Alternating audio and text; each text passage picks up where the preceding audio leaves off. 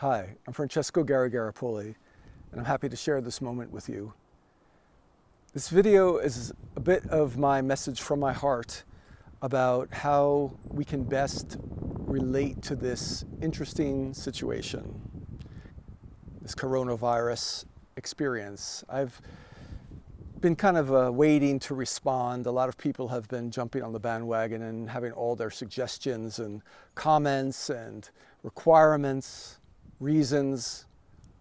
I've been talking a lot about what to do and how to avoid it, how to fight it even.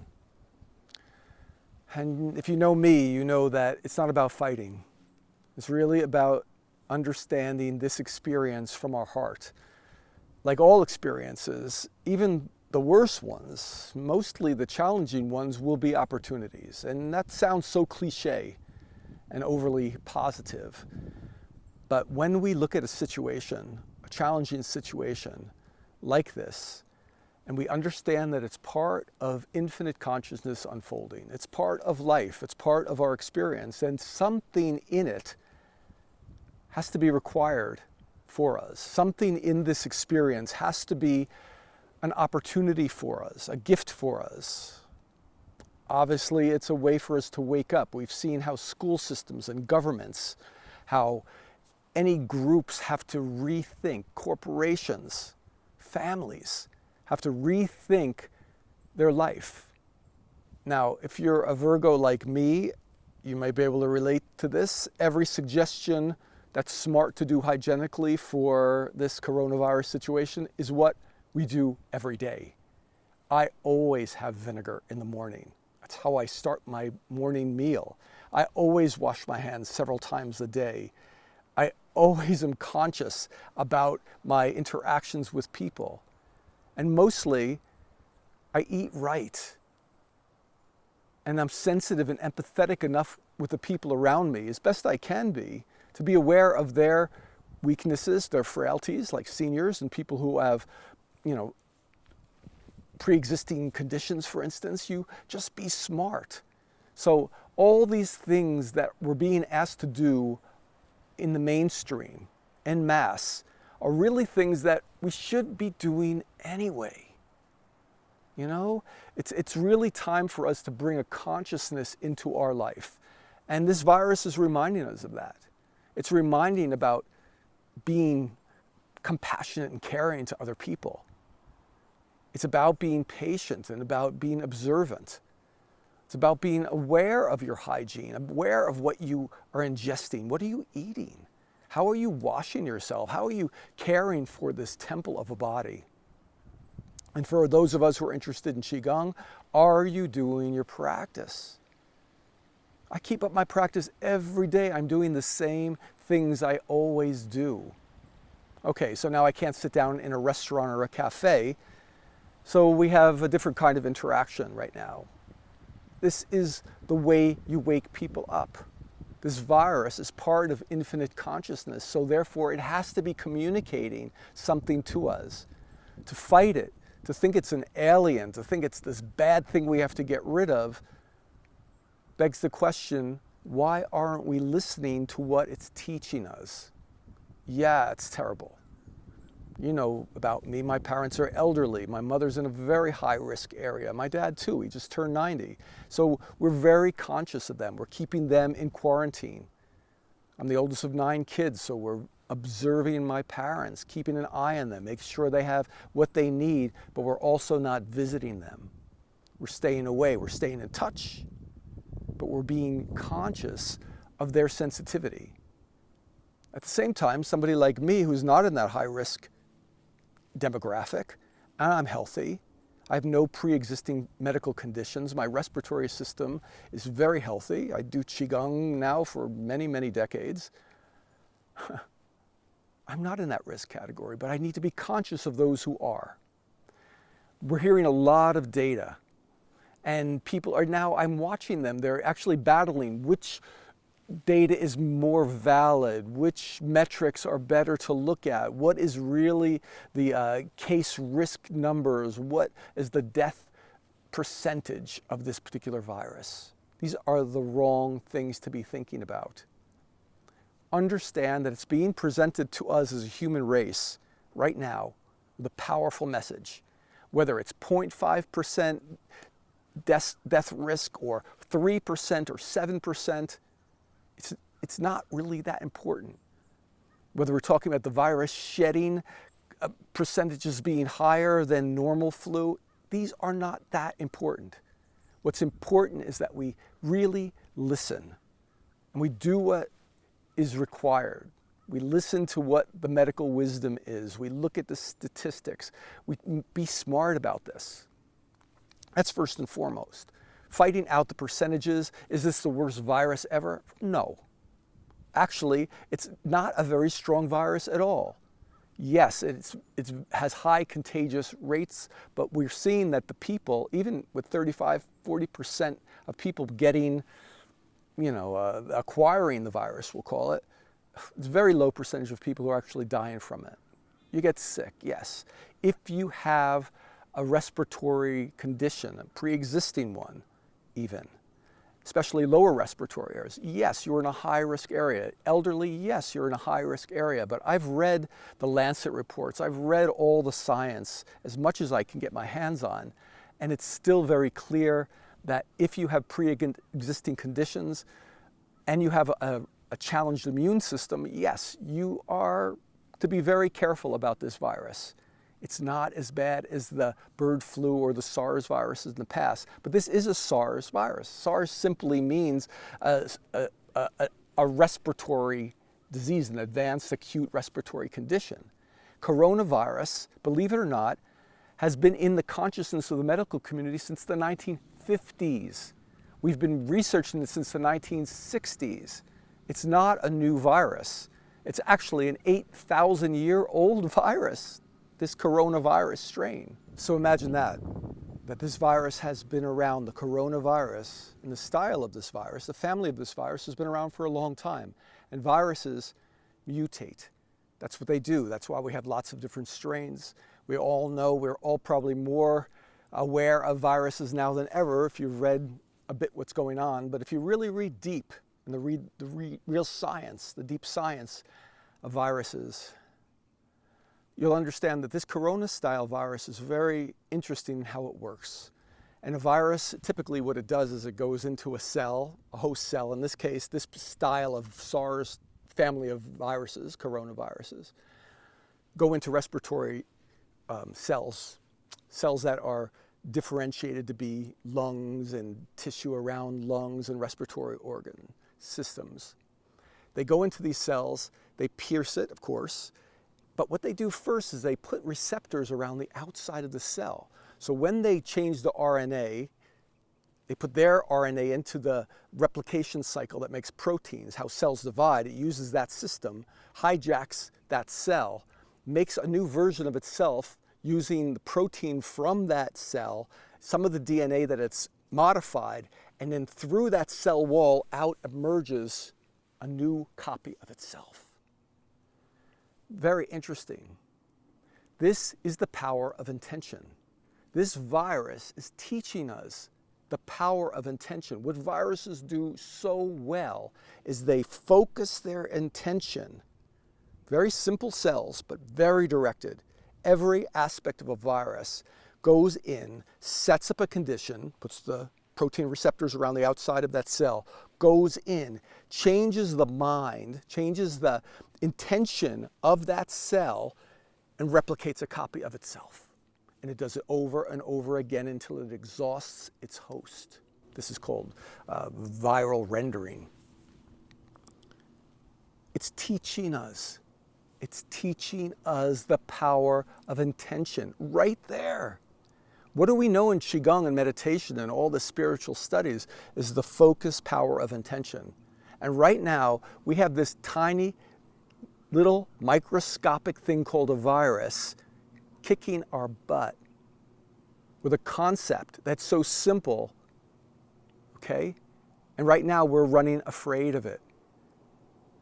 When fear takes over, we all know what happens. Our cortisol levels rise up, our immune system drops down. When fear rises up, I always talk about intuition drops down. When our intuition drops, when our immune system drops, we become a victim. We become a host to a more powerful intention. In this case, the symbolism of the virus as a directed intention takes advantage of us. So if we are at risk medically, if our immune system is low, and that could come from fear, that could come from stress. We know that the National Institutes of Health have talked about 70% or more of all disease is related to stress. If we fall prey to that, to the power of another intention over our own intention, we become the host of that intention. So what we're learning right now, what we're being reminded of as a planet, is can we take this lesson to make this world, make our life a better world, a better life? Did we learn from Fukushima? No. Did we even learn from the World Trade Center disaster? No. Did we learn from the fires in California? Well, yes, we learn little things each time, but do they sustain? Observe the practices of people, the actions of people after these events, and you'll see that they do amazing things. There's great stories of how amazing people are and how they've changed so much of their practices, and then they go right back into their habituation. Are you going to let that happen to you? How many times do we need as a people to get an experience, to get us to understand the power of our intention, the power of our focus, and then reset a new habituation at a higher frequency? If you're going to habituate, this is what humans do. We are great at replicating and repeating things. At least repeat at a higher, more conscious, awake vibration. Understand your relationships to people.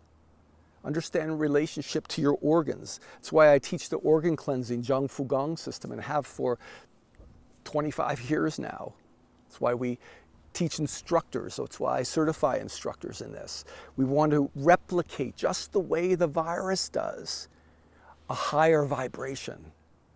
Every time you meet another person, are you going to bring fear into their life and get them to replicate that? Or are you going to use your intention to help them to render a higher vibration of positivity? Yes, be safe. Yes, take this seriously. Yes, wash your hands with soap every hour or two during the day. Yes, be conscious of people at risk, but no to fear. Catch yourself. Fear is very subtle. When fear goes up, intuition goes down. When your intuition goes down, you stop making good decisions. When your anger goes up, your discernment goes down, and you stop making good decisions. Right now, it's a time to make good decisions. This is teaching us about how much money we've saved up. How prepared are we at schools? How prepared are we financially? How prepared are we in the government? How prepared are we emotionally? This is why my emotional alchemy offerings are coming at a really curious time, because we need to understand how to transform these emotions. When fear comes up, it's not about managing it with more data and managing that fear. No, it's about taking that fear, understanding the power of that intention, of that fear, and transforming it into an intuitive consciousness, waking up our intuitive mind. The virus is teaching us something.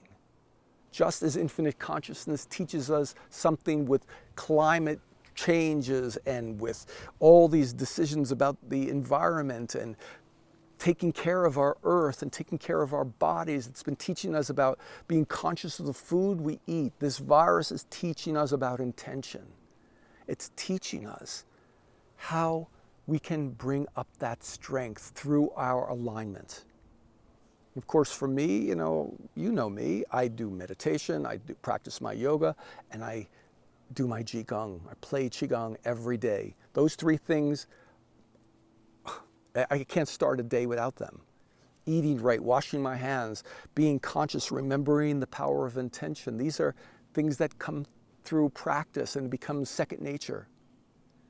So what I want to share with you today is some of the practices that I do. Of course, I love the Wuji Hundun form from Master Duan Zhiliang. I teach that. The organ cleansing is wonderful, but you might not have those skills. You may not also have a lot of time right now. There's a lot going down right now. But here's some exercises that you can do, and they're pulled out of those forms. Swimming dragon, which Master Duan taught me in the mountains of China many, many years ago. Swimming dragon is a beautiful exercise. It builds the Wei Qi field. It gets us in touch with our Wei Qi field. By bringing consciousness, active awareness to our Wei Qi field, that's the energy field around us, you build up an intention. The ancient Taoists always talked about the Wei Qi field as an extension of our immune system. More than ever, we need to boost our immune system. The swimming dragon, the whole idea of being conscious of the space around you and that space permeating within you is your immune system. Keeping that energy field clear, empowered, and in your conscious awareness is one of the most powerful things you can do. Yes, take vitamin C. I take 1,000 milligrams a day. Take zinc. I take 50 micrograms a day. These are 5 times or more than we really need, but our body metabolizes it, and it's not super efficient, so we need to take these kinds of things. But also do your practice. Swimming dragon is easy. 5 minutes here and there throughout the day. Just like washing your hands. You don't do it once and then go through your day. Whether now during this virus situation or any time, you keep your hygiene up on a regular basis. Same with Qigong. Do your swimming dragon practice, 5 minutes in the morning, 10 minutes, do it again a couple hours later, do it again a little later. This is the fun of this. Incorporate this practice into your lifestyle. Another practice is the silk reeling, this idea of the vertical part where the swimming dragon was the horizontal, opening up that Wei Qi space, side to side, front and back. The silk reeling, which is an ancient Qigong form, you see it in Ming tombs, for instance. I remember seeing it in silk writings that are 2,500 years old. This practice is about the vertical side, going up, connecting the heavenly energy with the earth energy. This is bringing up your yang, heavenly sky, formless energy into the grounding yin, feminine energy. Symbolically, that's tying you into your wholeness. That's opening up this beautiful yang awareness, this formless aspect of who you are, and grounding it into the physical human form. Okay, so that's why this beautiful silk reeling is such an empowering form. Very simple. And the joy of this silk reeling of connecting yourself as a conduit between heaven and earth puts you in this mode of being a channel for wisdom, a channel for power, a channel to connect and activate Qi. All these exercises are helping to activate the Qi effect in your body. When you activate Qi, your body operates more efficiently. The Qi is there already. You don't have to gather Qi. You don't have to collect Qi. But you can consciously improve your immune system, your bodily functions, your performance, your immune system, your joint health, everything by activating Qi in a more efficient way. That's what Qigong really is about.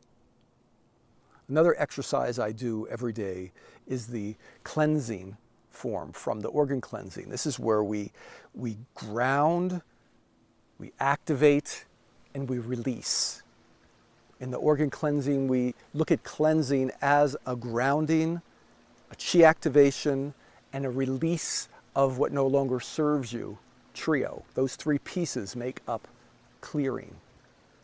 So this form is beautiful. You don't have to do the whole organ cleansing. Of course, I like to do the whole organ cleansing from start to finish so I can work through all the organ systems in my body. But when I want to do my hand washing Qigong, which happens during the course of the day and I don't have a lot of time, I'll pick 1 or 2 very efficient moves from within that whole form. And the clearing move is a beautiful one. Another one that I pull out of the organ cleansing is the gallbladder and nervous system cleansing and strengthening. Why? It uses the Lao Gong points and the heart energy for moving that focus around your body, building that immune system, building the Wei Qi field, using the Lao Gong heart vibration, the pericardium vibration, that protective energy around the heart. And you build this Wei Qi field. It's already there.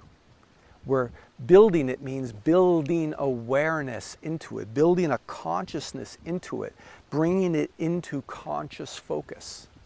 When something only exists in the physics of existing, your relationship to it isn't as a high frequency as if we're aware of it. It's like a sound, it's like an intention, anything. When we bring our mind and focus to it, we call the yi, right? When we bring yi focus to this Wei Qi field, it becomes activated. And it can be more efficient. And it can protect us from harmful pathogens and viral influences and negative energy of all kinds. So this is the way I want to suggest to you to think about this virus. Its power of intention as a teacher, its power to remind us that nature's influence is very strong, and that if humans can't respond back and learn from these experiences and learn how to work together better, learn how to take care of yourself better, learn how to think about hygiene in a more efficient way, learn how to be prepared, then these kinds of natural expressions of infinite consciousness will probably continue, and they will continue. This is the nature of life on this planet, in this dimension. But imagine if each time they happen in the future, and they will, we can meet them in a more conscious and present way and not fight them as an evil force, but accept them with gratitude as teachers. Yeah, they suck. Yeah, this whole thing is frustrating.